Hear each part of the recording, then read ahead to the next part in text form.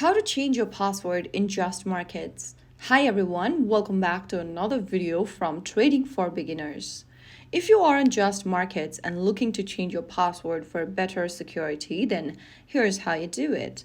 First of all, launch open the JustMarkets application on your device and log into your account. Once you're inside the main accounts tab after logging in, go ahead and tap on the menu button at the top left corner.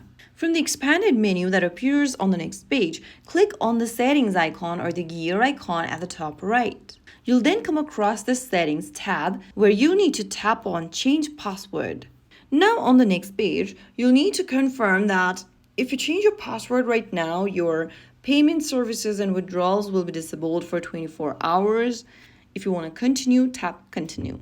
Now, go ahead and enter your new password you want to change to, and then re-enter the password once again in the next field. Finally, click confirm, and you'll be able to change your password right away. To confirm the operation, go check your email inbox with a 6-digit code and make sure to copy the 6-digit code received from JustMarkets. Open up the email from JustMarkets and then copy the code inside it.